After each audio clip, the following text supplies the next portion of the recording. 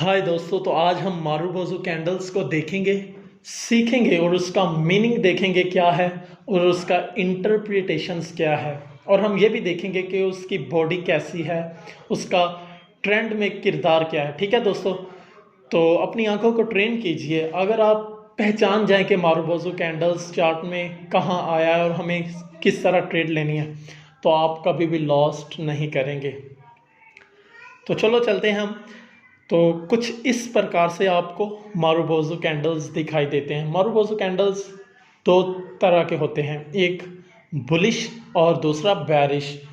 Bullish से यहाँ मुराद क्या है कि अगर मार्केट में बहुत ज़्यादा तेज़ी है और उस पार्टिकुलर सेक्शंस के दौरान मारूबोजू कैंडल बनता है, तो यहाँ बायर्स की जो फोर्स है वो बहुत ज़्यादा, यानी कि सेलर्स का कोई दम नहीं चल रहा। ये नहीं है कि सेलर्स उस वक्त मौजूद ही नहीं, क्योंकि अगर कोई सेल नहीं करेगा तो कोई ख़रीदेगा कैसे, और अगर कोई ख़रीदेगा नहीं तो फिर वो सेल कैसे करेगा। ठीक है, तो कमोडिटी यहाँ बायर्स की सबसे ज़्यादा है।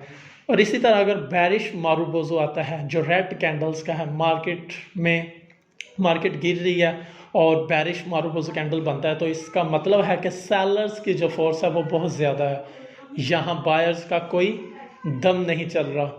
तो अगर हम बात करें कि मारूबोजू का मीनिंग क्या है, तो इसका मीनिंग होता है डोमिनेंस, यानी कि कंप्लीटली डोमिनेंस किया। अगर कोई बायर्स है या कोई सेलर्स है तो उसने कंप्लीटली डोमिनेंस करना है, कंप्लीटली डोमिनेट करना है उस पार्टिकुलर सेक्शंस के दौरान।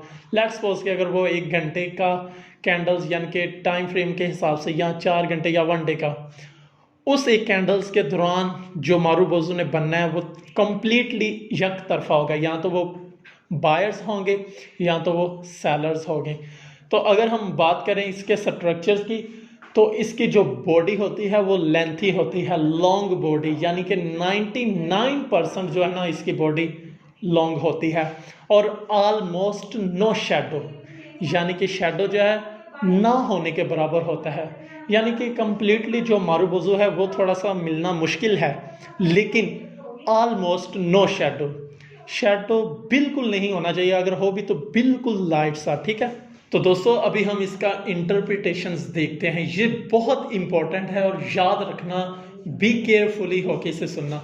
इसका इंटरप्रिटेशंस रिवर्सल भी हो सकता है और कंटिन्यूशंस भी हो सकता है, यानी कि जो ट्रेंड चल रहा है वो कंटिन्यू भी रह सकता है और रिवर्सल भी हो सकता है, ट्रेंड यानी कि चेंज भी हो सकता है। ठीक है, अगर हम सपोज करें कि एक बुलिश मारूबोजू कैंडल है, अगर मार्केट में बहुत ज़्यादा तेज़ी चल रही है, यानी कि मार्केट अप जा रही है, और वहाँ एक बुलिश मारूबोजू कैंडल आ जाता है, तो यहाँ इसका मतलब है कि मार्केट कंटिन्यूशंस रहेगी, यानी कि मार्केट मज़ीद अप जाएगी। ठीक है, और अगर हम सिंपली बात करें कि अगर मार्केट गिर रही है, यानी कि मार्केट नीचे आ रही है, और फिर यही बुलिश कैंडल यानी कि मारूबोजू जो बुलिश है वो यहाँ आ जाता है, कहाँ, जहाँ मार्केट नीचे गिर रही है और बुलिश मारूबोजू कैंडल आ जाता है, तो यहाँ इसका मतलब होगा कि ये अब ट्रेंड को रिवर्स कर रहा है, यानी कि ट्रेंड को चेंज कर रहा है। ठीक हो गया, तो ये था बुलिश मारूबोजू। तो दोस्तों अब हम चलते हैं बैरिश मारूबोजू की तरफ। दोस्तों अगर मार्केट अप जा रही है, यानी कि मार्केट में बहुत ज़्यादा तेज़ी है, तो अगर वहाँ बैरिश मारूबोजू आ जाता है तो यहाँ ये ट्रेंड को रिवर्स कर देगा। ठीक है दोस्तों, तो अगर मार्केट नीचे गिर रही है और बैरिश मारूबोजू कैंडल आ जाता है, तो फिर इसका मतलब है कि ये ट्रेंड को कंटिन्यूशंस रखेगा। यानी कि इन दोनों चीज़ों में हमने देखा हर एक मारूबोजू के टू मीनिंग्स हैं। तो दोस्तों अगर आप मार्केट्स का बिहेवियर, उसका चाल चलन कैंडल स्टिक्स की मदद से नहीं जान सकेंगे, तो याद रखें आप कभी भी पैसा नहीं कमा सकते। अपनी आंखों को ट्रेन कीजिए, अपने दिमाग को हाजिर रखें, ताकि आप आसानी से इसे सीख सकें और जान सकें। तो मैं आपको चार्ट्स में भी दिखाऊंगा ताकि आपको आसानी रखे और आप प्रैक्टिस भी किया करें। ठीक है, तो चलो हम चलते हैं चार्ट में।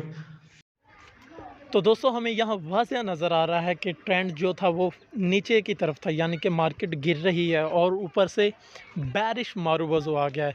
तो इट्स मीन कि अब ट्रेंड कंटिन्यूशंस रहने वाला है।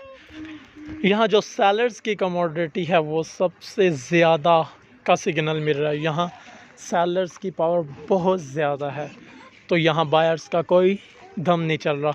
हम एक और एग्जांपल देखते हैं। यहाँ भी दोस्तों देख सकते हैं आपके 95% बॉडी वाला मारूवज़ो कैंडल जो बेरिश है वो फॉर्म में आया, और उसके आगे हमें ये संभावना मिल चुकी थी कि अब मार्केट का ट्रेंड जो है वो कंटिन्यूशंस रहने वाला है, यानी कि मार्केट मज़ीद नीचे गिरेगी। यहाँ भी जो कमोडिटी है वो सेलर की बहुत ज़्यादा है। तो दोस्तों फिर मिलते हैं हम नेक्स्ट वीडियो में। अपना ख्याल